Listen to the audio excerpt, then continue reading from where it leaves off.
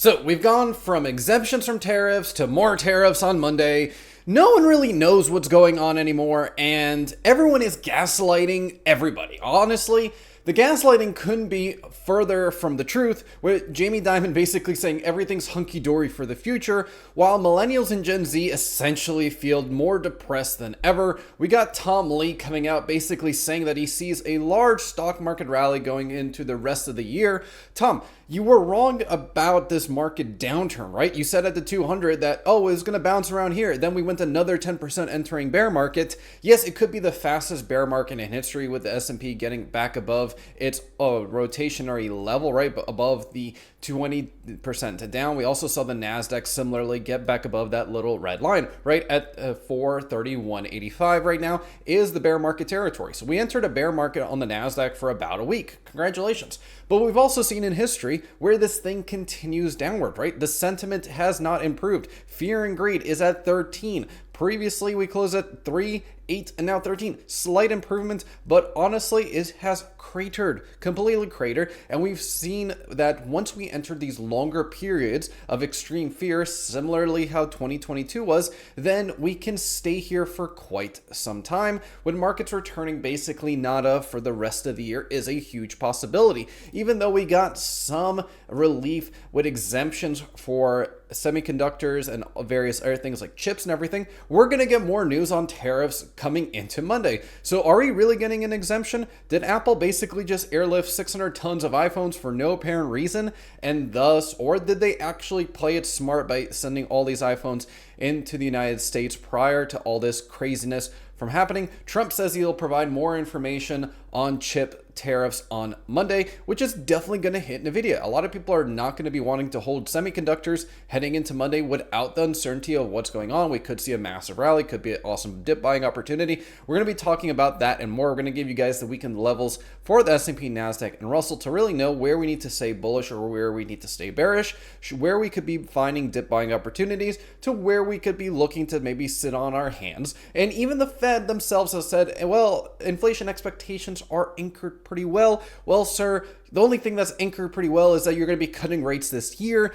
because we've seen from now 2 to 3 to 4 to 5 to 6 rate cuts this year are being priced in at various different levels. JP Morgan's earnings weren't even that fantastic, right? Even though they had a nice push above the 200 on the week, it wasn't really much gain from the previous day, right? So JP Morgan only gaining about 4%. That's pretty good, but not necessarily spectacular earnings, right? They said that losses were increasing, that everything was okay. The world wasn't burning. Again, we're going to see Netflix earnings this week with it coming out on, let's see, Thursday the 17th.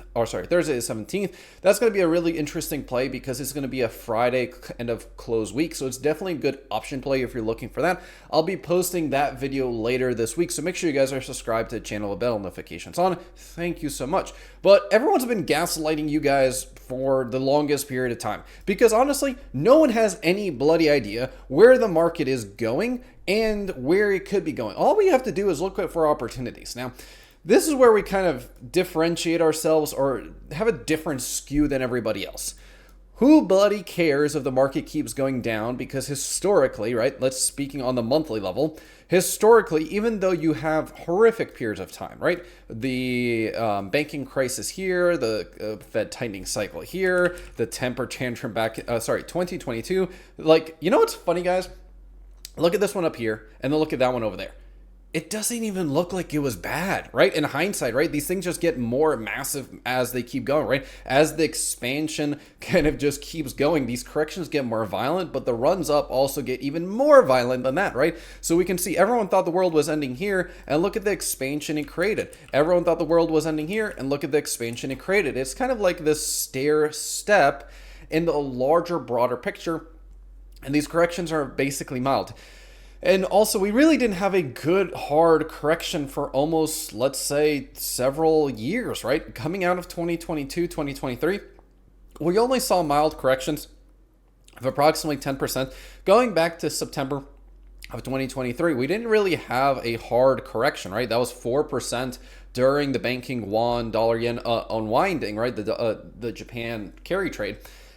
And that wasn't really bad, right? After that, we basically continued to grind higher. This is the first period in a long period of time that we actually see a significant downturn, right? We start seeing that debt cross forming on the S&P, the Nasdaq, and the Russell already formed. And we see that these periods kind of come back down to this 200 weekly moving average. But we also came very close to it anyway. So is it really over? Is it just going to be a period of basically sideways growth? Or GDP revisions going to be starting to come out, and we're going to start to see more and more carnage, right? Just a friendly reminder, we have Jerome Powell speaking this week. We'll talk more about what he could be talking about. But again, Jerome Powell and the bond market is not necessarily looking the healthiest as it could be. We see with the reverse repo trickling down to sub $100 billion as China is dumping bonds. We see this reflected in the bond yields. If we go to the 20-year, right, we can just see that it's heading to a higher peak than it has for several years, right? We look at the 30, we're back at 2008 levels, which is not necessarily a correlation between the two, but we also have the yield curve basically screaming. The two white lines, for all those that don't know, that's when 2008.com basically started to unwind. And we're exactly at those levels. So again, history doesn't repeat itself, but it does rhyme. And seeing how markets are basically mirroring historical trends where things really got off the chain, we're going to see the Atlanta Fed GDP now for Q1. Again, it's going to be a preliminary print. This is not the official print.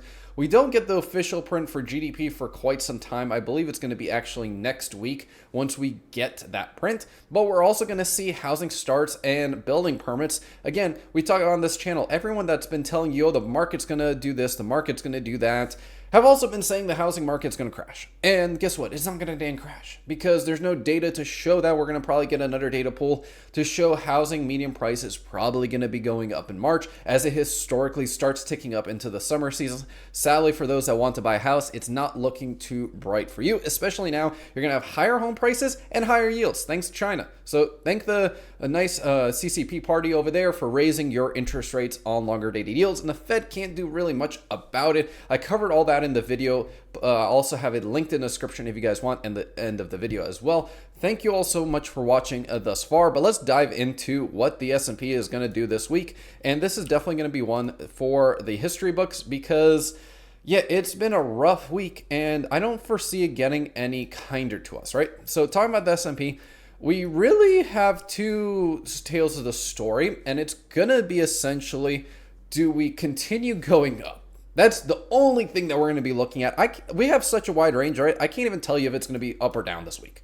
Anyone that is telling you up or down is full of crap. So I would like to say that the S&P has a tendency to go up, especially with the broader market sentiment being a little bit better heading into Netflix earnings. Maybe the sentiment will be changing. We're also going to be looking to Jerome Powell to give some guidance, but depending on what Trump says on Monday with semiconductor tariffs, it could affect the market negatively. So we have to be prepared for either scenario. One of the levels I'll be watching is the 505 level, which is where we closed the previous week to this week off. And thus, it is where I don't want to see the market continue. If we go down there, then we're starting to threaten the bear market again on the S&P. We're starting to threaten the weekly lower low. Sitting right now at 481, 49 is where the bear market officially starts on the S&P. And if we get above 548.62, it's also one, the gap fill starts. Two, it's a weekly higher high, which then I'd be looking and expecting 573 to be in play with just the 250-day moving averages because they're smack dab next to each other right now, getting ready to dead cross. So you're really getting one of the two scenarios. Actually, three. I lied. You're either going to get absolute sideways the whole week, you're going to get an expansion, or you're going to get an absolute contraction downward.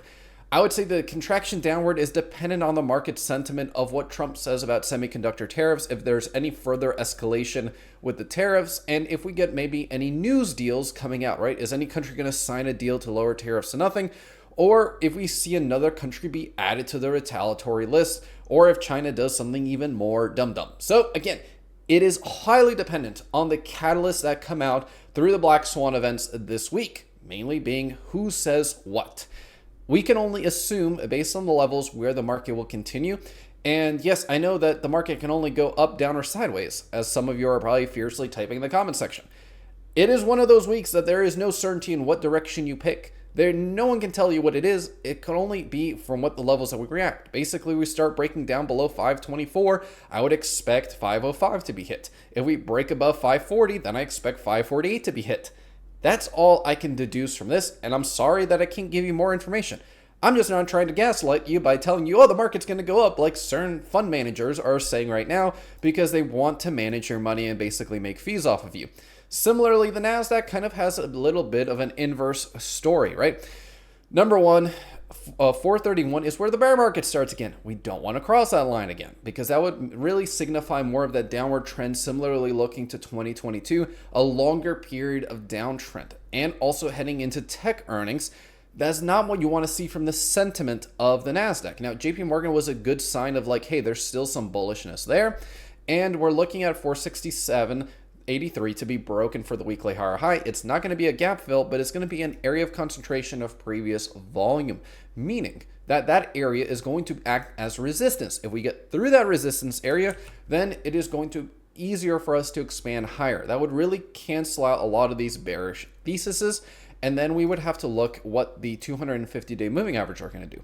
Again, we're forming what essentially is a death cross right here. We may get it for a day or two, but I'm going to be looking for that weekly closing level to know if we actually close on this.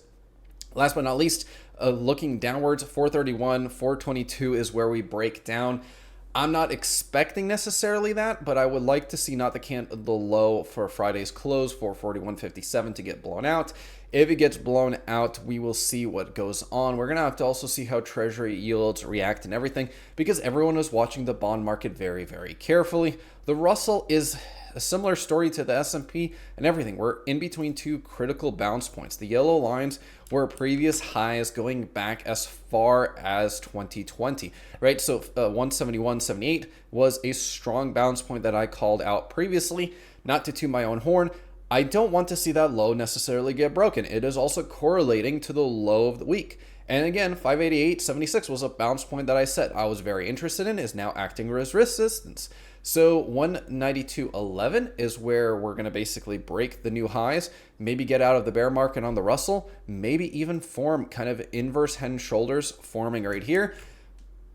But it is very, very subject to the sentiment of the market. I cannot tell you which way the market is necessarily going to go because it is a 50-50 shot this week. We can look towards the VIX and kind of Bitcoin as well to kind of get an indication of what the sentiment or what's going on in the minds of traders. One of the things I like is that VIX formed a hollow candle. That is very, very good. Why? Because on a weekly hollow candle basis, it means that we closed lower than we opened. People, as a consensus, were basically saying, I don't need this protection as much as I needed it yesterday. And that is a good stepping stone in order to get actually bullish on the markets. Secondly, we closed below the previous week's high. That is a really good thing if you're looking to be bullish. We also saw in the consensus, right, for the weekly level that we formed lower highs, right? Lower high, lower high, lower high, lower high.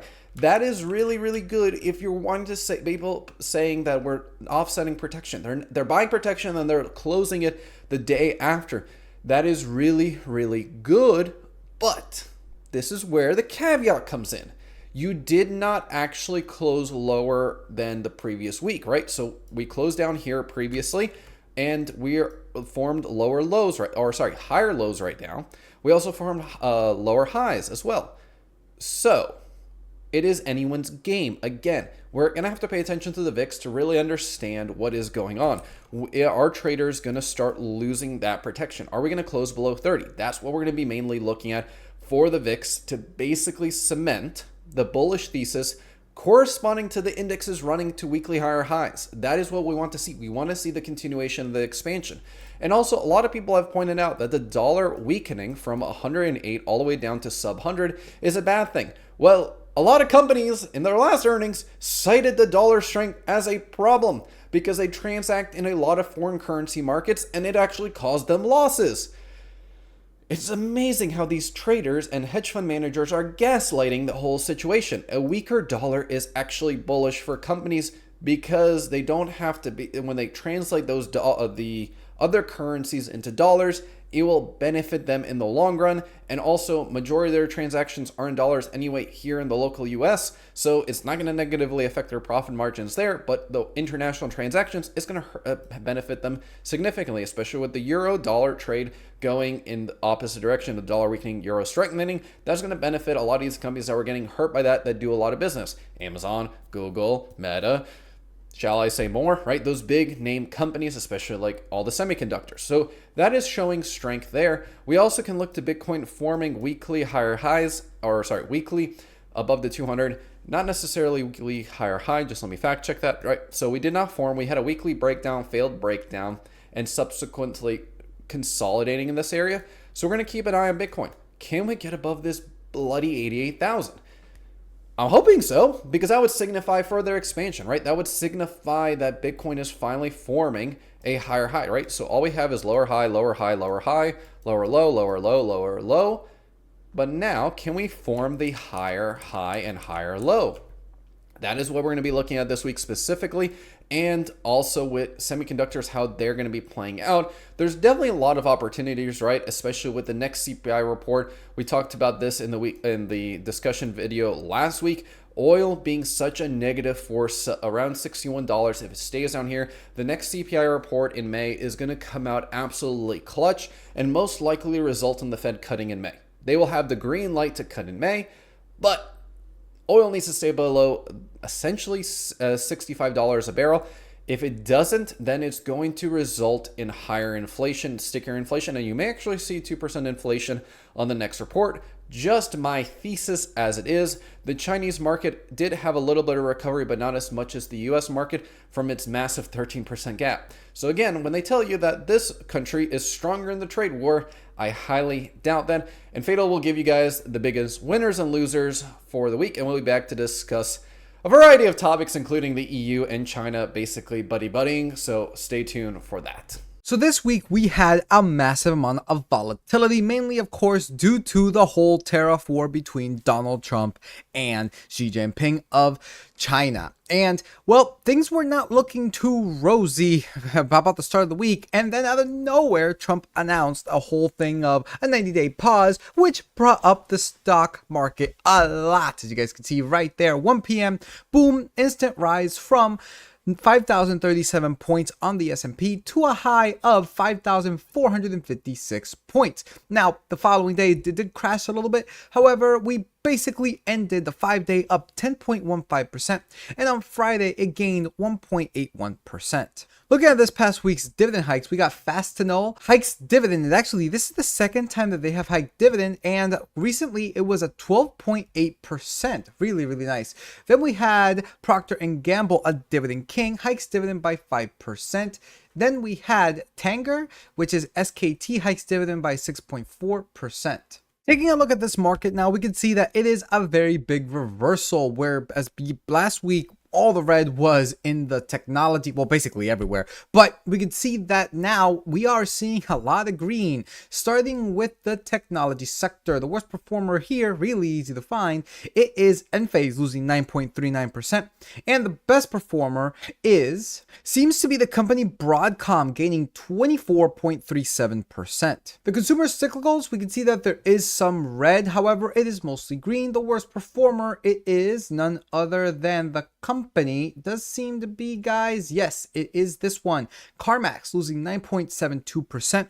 And the best performer, it is none other than the company, yes, it does seem to be Ross Stores, gaining 8.6%. The consumer defensives, the worst performer, it is Lamb Weston Holdings, losing 7.22%, and the best performer, it is the company Walmart, of all things. I do believe, yes, it is, gaining 11.55%. The financials are very much in the green, as we could see. The worst performer, though, it is the company PNC, losing 0.72%, and the best performer is none other than JP Morgan, gaining 12.33%. The communications services, we got the worst performer being the company Paramount, losing 3.43%, and the best performer seems to be none other than, okay, I thought it was going to be be News Corp, but no, it was actually DoorDash. I actually did not realize that they got implemented into the S&P 500. Wow, gaining 10.62%. Into now the healthcare, the reddest of all the sectors that we have seen, the worst performer, it is none other than, it does seem to be that one guy. Oh, wow, never mind. I thought it was going to be Bristol Myers, but no, it's actually the company Charles River Laboratories International, losing 27.14%. And the best performer seems to be none other than UNH, almost up to $600 again. Guys, remember when this thing fell sub 500 and I said it's a good time to buy? Many said no because they have problems. Well, look at that. Now we're back up $600 once again. So whenever this thing falls, take advantage of it, because it does seem to be like it's their fallings aren't going to be sustained, right? It does seem that they are going to continue to go up every single time this occurs. And actually, I just realized, I am so sorry. No. The best performer was not UNH. It was actually Humana, gaining 16.26%. I am so sorry on that one. Into now the industrials, a very green sector. The worst performer was Stanley Black & Decker, losing 6.16%. And the best performer does seem to be, by the looks of it, it'll take me a little bit to find though. Let me just make sure that that is the case. It does seem to be, guys, Boeing, gaining 14.82%. Into another real estate sector, a whole lot of red here. The worst performer was Alexandria Real Estate Equities, losing 5.36%. And the best performer, it is the Iron Mountain, gaining 8.1%. Looking at energy, we can see that there is some deep green. However, there's also some deep red. The worst performer was Occidental, losing 7.08%. And the best performer, it is none other than, right there, Texas Pacific Land Corporation, gaining 14.56%. Into another utilities, the worst performer was AES Corp, losing 4.45%. And the best performer was CEG, by the looks of it. Yes, CEG, Constellation Energy Corporation, gaining 21.81%. And lastly, into the basic materials, the worst performer was ALB, losing 3.15%. And the best performer does seem to be Newmont Corporation, gaining 24.42%. And lastly, if we take a look at this week's upcoming earnings, we did have bank earnings last Friday. However, I was a little bit busy, couldn't really do the stream, but we can see that this week's upcoming earnings, we got Goldman Sachs, M&T Bank, Applied Blockchain, First Bank, Pinnacle, all on Monday with a lot more. And then we got Tuesday, Bank of America, Citi, Johnson & Johnson, PNC, United, and a lot more as well. Then Wednesday, we got ASML, Alcoa, Bancorp, Abbott Laboratories, Progressive Travelers, Prologis, and a lot more. Thursday, we got TSMC, that was going to be a big one, UNH, Netflix, which is a big one as well as American Express, which is a brand new position in my portfolio. And nothing on Friday because it is Good Friday. So that pretty much does it, guys, for this segment. With that said, take it away, Mike. So I figure we start off with what is Jerome Powell going to say this week? Because, he's probably munching his fingernails by now with the chaos that's going on in the bond market. And that's an understatement.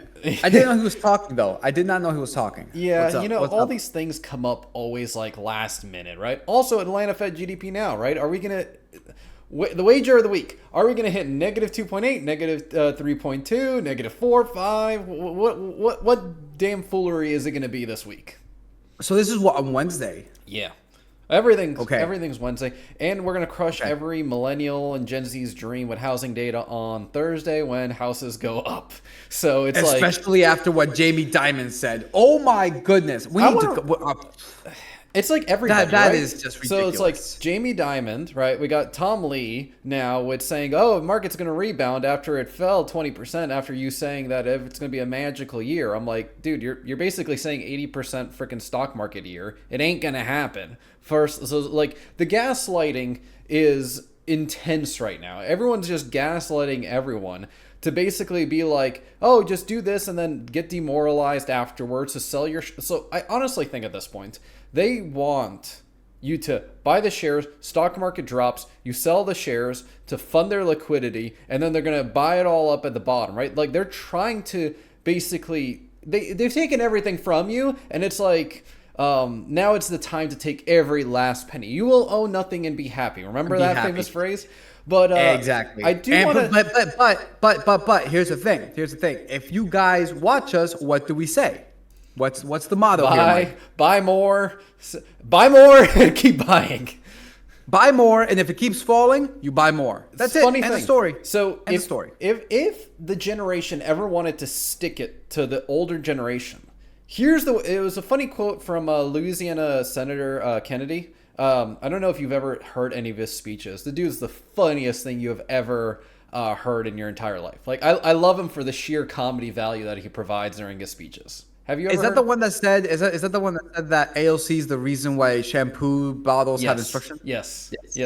His quips are like the dude's from Oxford, has multiple degrees, but it's just a genius with words, like true genius. It's just like, and he's also now his take on tariffs, right? Not to sidetrack, is jump on the deals like a ninja. That's what he's told Donald Trump is like jump on these deals faster than you can say ninja. Right, like he basically is saying negotiate. That's his take. He doesn't like tariffs, but he understands that they're a tool. Similarly, how Bill Ackman, right, the biggest bond trader in the world, is basically saying a pause is not a sign of weakness. It is a tactic to create leverage in negotiations.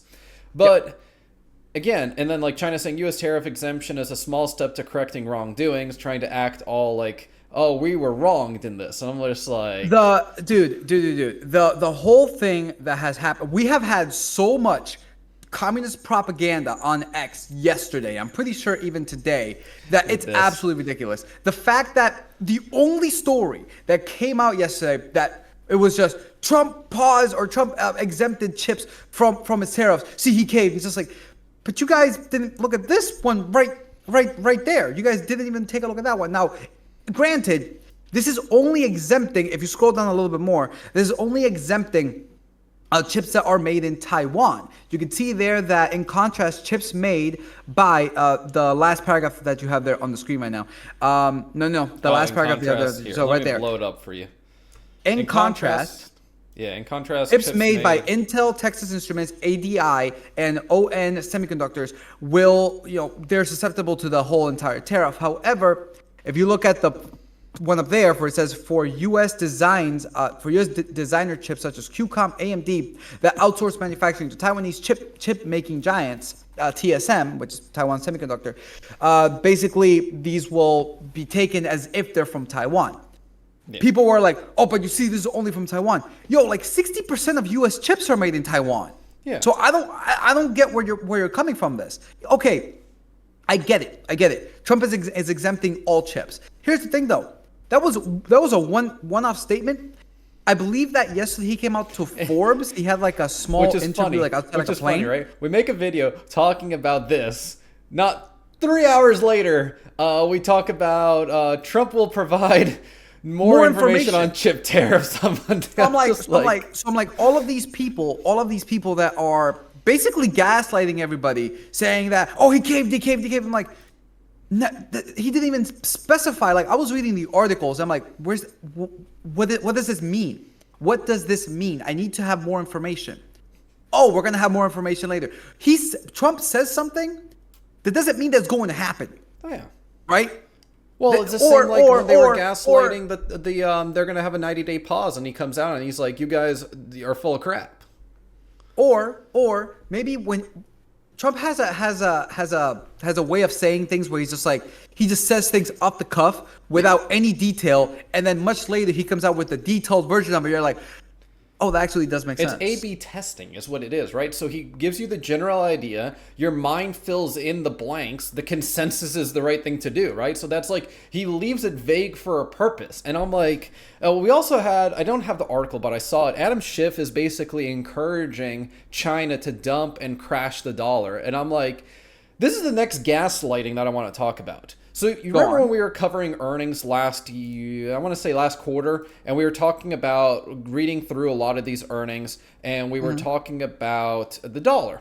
And a lot of companies cited the dollar as being one of their pain points because a more expensive dollar, when they're converting other currencies into dollars, it's hurting them. Yes. Right. So let's see where we were. In every single instance, the exchange currency, the currency exchange rate has always been a point that there's always like two different things when we read their earnings based off of currency exchange rates is this. Yeah. So, and it's funny, right? So last earnings, which encompasses when the dollar, let's see, we would have gone Q4 last month's, right? So basically Q4 started in September with the strengthening of the dollar right here. And essentially every company was screaming bloody murder. And it's like, okay, hold on. So the dollar weakening now is a bad thing because companies are going to make more money. I'm like, you can't stop with this gaslighting. Everybody's jumping on the gaslighting train. Well, to be fair, I do not want the dollar to weaken, right? I do not want the dollar to weaken. To a point, right? My whole thing is, China owns I think they own like several hundred billion more. I think they're like $736 billion. $736 billion worth of U.S. Treasuries. Of U.S. Treasuries, right? All right. So, I'm not really certain as to what kind of, because think about it. They sell these bonds, right? They sell these bonds. Yeah, sure, they crash the dollar. It's bad on us, but what kind of repercussions will they have? Right? Well, they're gonna, because at the end of the day, the US the dollar is the reserve. Yeah. So I'm a little bit, and this is definitely coming from ignorance here because I just do not know exactly what kind of repercussions China would have if they were to dump that dollar, if they were to dump U.S. so treasuries. we can look at like a longer time scale, right? The dollar at 97 has, from 2016 all the way to 2022, that's when the dollar was basically just around that, right? We bounced from 103 to about 90, right? In this range, right? That's where the good times were, right? If we also see like we get these like crazy periods, there's a large consensus around this like $95 price point. So the dollar coming back to its long-term price point is not bad, right? We don't need the dollar to be like back in the 1982s with hyperinflation, right? At 85, like 150, or during the dot-com bubble at 117, or during, let's say, during COVID, right? We saw it around 100, right? It didn't really spike. But when there's currency inflation issues, that's where we see it. But weakening dollar in respect to other currencies, you don't want a super, super strong dollar, but you also don't want a super weak dollar, right? You don't want, like, if you go back to this chart, right, when the dollar was 80, right? So the dollar was pretty much worthless at that point, post Great Recession. And then we see where it kind of comes to this medium-term floor. So I just asked Grok exactly what kind of repercussions would China get if they were to deleverage. And it says over here, currency appreciation pressure. Selling large amount of U.S. treasuries would flood the market with U.S. dollars as China would convert its treasuries holdings into cash. This would strengthen the Chinese yuan relative to the dollar, meaning the dollar would go down, the yuan would go up, as China would likely use some proceeds to buy yuan and other assets.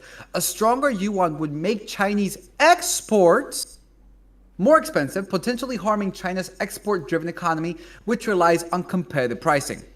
So not only are you shooting yourself in the foot, you're shooting yourself in the leg and the head?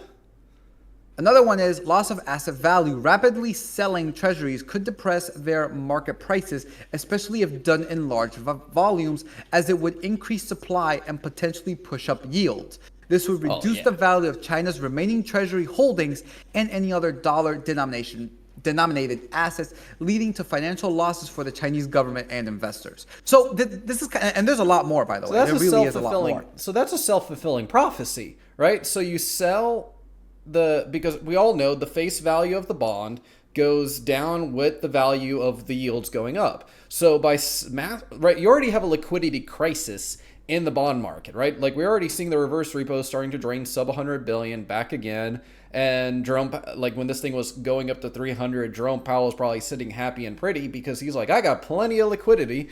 And then we started to see the spreads in the bond market increasing. So it's like, all we have to do to really tip this over is like China's basically going to have a currency that can't purchase anything. It's going to hurt their exports while making themselves devalue their current debt holdings even more, which then spirals into their currency, which then spirals them having to sell. Like, it's a self-fulfilling prophecy here, where the more you sell, the worse your situation is, but you need to sell because your situation's bad.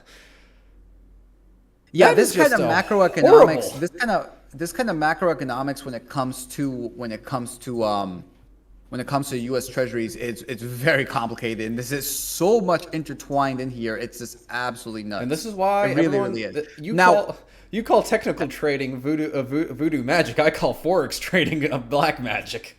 I agree. Now, Trump has actually come out saying that we can't rely on China to make our chips. That was just yesterday as well, and I agree with that. So, where I stand with him saying exemption, because like as you know, I personally do not want China to be making our chips or anything like this. We should be making everything here, right? As much as possible, everything here. And we have seen Intel wanting to make their factory here, they got their hurt the foundry most here. with this. They want TSMC also wants to put in, I think, something in the United States as well. Yeah, I think in we also heard Arizona. Samsung. I think like 2 or 3 years ago, maybe even last year, I heard that Samsung is also building a factory in Texas. So there's stuff happening. It's just that it's slow, right? Manufacturing is a really slow, monotonous thing that takes years in order to move from one to another. It essentially, if like you started today, right? Like let's say you break ground today, it'll take you at least a year and a half to get the factory built and up and running. Like bare minimum of just, unless like you paid through the nose, right? Like that's a year minimum, right? Year minimum. And then probably to work out all the kinks another year. So 2 years, you're heading into what, 2017, 2027, sorry, 2027, not 2017.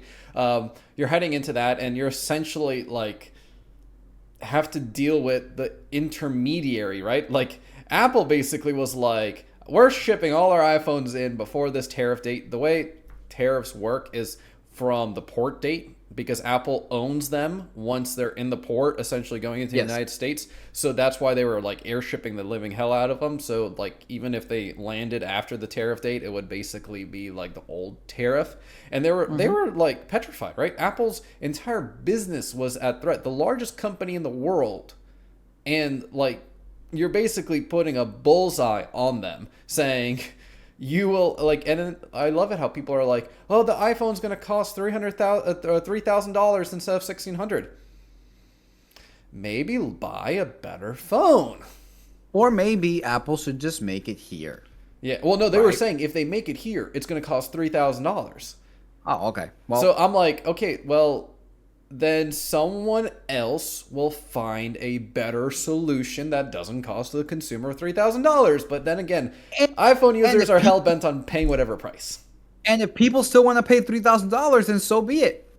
Yeah, I would rather pay $3,000 knowing that the people that are making it aren't working for pennies on the dollar. Yeah. Basically, it's like, as opposed to as right.